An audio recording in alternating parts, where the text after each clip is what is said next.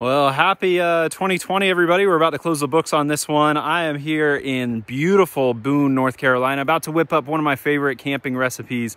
This is a little backpacking recipe you literally cannot do wrong. It's called stone soup, and it's just delicious, really simple. There's not really a recipe, which makes it particularly easy for those of you who are against authority, against rules and regulations. This one's for you. And if you're not a free thinker, then you probably don't belong in America anyway. So you can go ahead and turn this little show off. And the snowballs are flying, so we better get cooking. See you soon.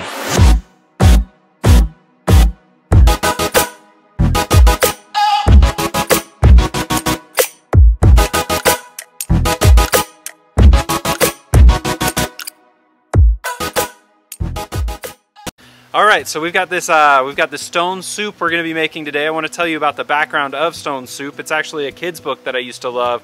I actually still love it, but I'm not a kid anymore. The story of stone soup is that there's this village where you've got a bunch of farmers. You've got one person who grows carrots, you've got another person who grows green beans, and another person who grows tomatoes. All of them are so tired of eating their food. Nobody knows how to share. They're all eating just plain green beans and plain tomatoes and plain carrots. And so this sort of hobo shows up in town. He's got a plan. Might have been a she, I don't know. It's 2020. It's this hobo. Is it worse that the hobo is a man or a woman? Which one is progressive? Which one's more woke? You tell me. So the hobo decides, you know what? I've got a plan. So he goes to the village and he says, I've got this magical stone that'll make stone soup, but I'll only let you use my stone if you each bring something of your own. So the carrot farmer brings a carrot, green bean farmer brings green beans, the chive farmer brings that, the onion farmer, etc. And so they all put it in a pot. And of course, the whole idea is that the hobo just tricks them into making soup. That's the best part of this. When you decide you want to make some stone soup to take on your hiking trip, you can leave out the stones. They hurt your teeth. I've tried.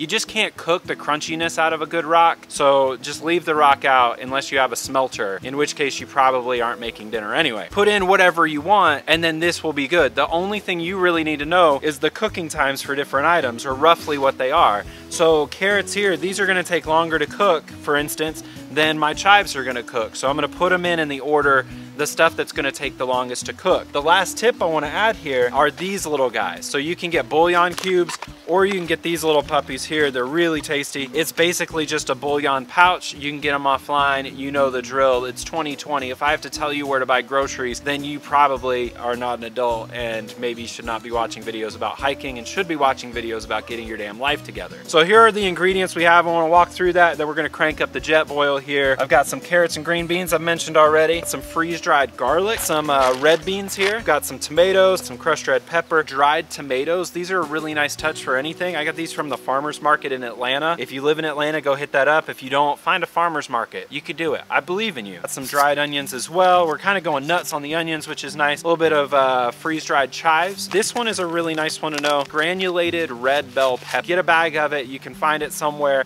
Freeze-dried jalapenos and some freeze-dried corn. The measurements don't matter. Put in whatever you want. If you like a lot of corn, put in a lot of corn. If you don't like corn, leave it out. You can leave out, add in whatever you want. If it's not on the table here, still put it in. It's fine. So we're gonna crank up this here. This is the jet boil. This is like the hipster jet boil. This is the way, you know, records for camp cooking. I've already got 2 cups of water in here. Found it in the sink. I'm gonna immediately add the little pouch here of the bouillon. If you are vegetarian or vegan though, don't worry about it. You can use a bouillon cube that's vegetable based and plant based, and that will be fine as well. Again, there's no wrong way to make this dish. I had a small handful here of the red beans, maybe a little bit more because I really like that. I'm gonna add that jalapeno. I want the flavor from the jalapeno to come out early, so I want a lot of heat in mine because I like spicy food. Can already smell it, by the way. Garlic smelling real good. I'm literally just working my way through my stack of ingredients. If you're at home prepping for a backpacking trip, obviously you put these in a baggie and then you take them out. You can put them in tin foil if you want to be sure you're able to recycle it and pack it down.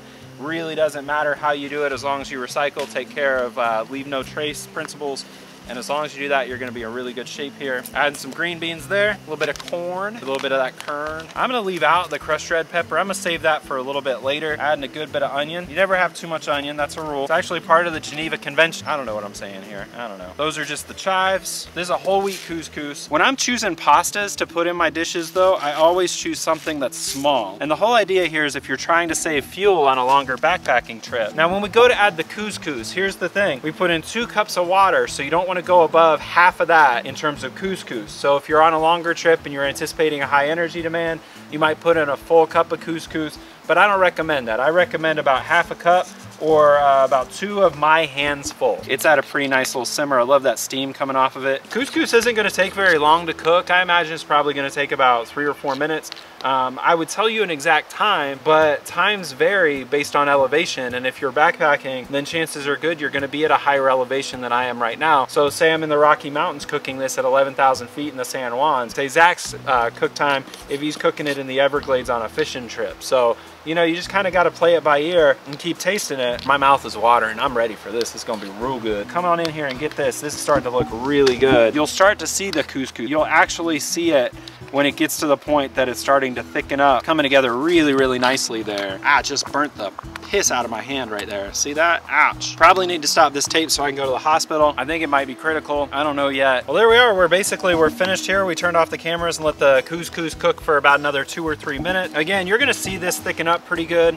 And so at that point, you just turn off the heat. Be careful because this is when accidents happen. You don't want to get hurt. You don't want to get burnt. You can see there, it looks just like a soup you would find anywhere else. It's really pretty tasty, pretty good protein, lots of carbs. You can always add more salt to it, doesn't matter. If you want it thicker than this, feel free to pack yourself like a little half a cup of maybe some instant mashed potatoes to toss in at the end. That would be a really good way to go to add a little bit of that, add a little bit of those carbs that you're gonna need. Feel free to add extra salt, whatever it is. I'm gonna go ahead and finish this stone soup in my belly, and you go try it out, make your own stone soup, start collecting some of these ingredients. Thing here is I've just started collecting a lot of freeze-dried ingredients because I know I'm going to use them and they don't go bad. So stock your cupboards. If you're really serious about making your own backpacking food, go for it. Start saving them up. They're really affordable, a lot easier and a lot better tasting than anything you're gonna get in a bag at the store. That's Champ over there. Do you think we look alike? Yeah, we at least have the same instinct to make faces at the same time. It's gonna be really delicious, and the thing to know about this stone soup, again, you can't mess it up. If any of the ingredients you're allergic or you don't like or you're vegetarian or whatever it may be, you can take them out. And if there's anything you think, man, that'd be really good with some whatever it is, whatever you're thinking, put it in there. Unless it's caramels. Those are pretty gross. I don't think those would work well. Peppermints definitely would be tasty in here though. So, and now for some shameless puppy footage. I'll leave the recipe right here. There's no recipe. Haven't you been paying attention?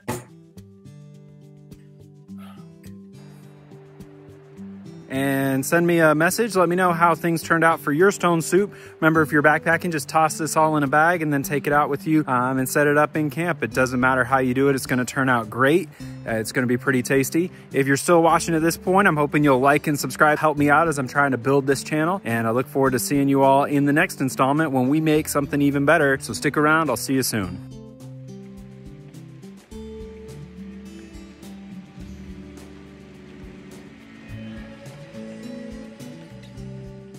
Are you sure you're recording this time? Green bean farmer, green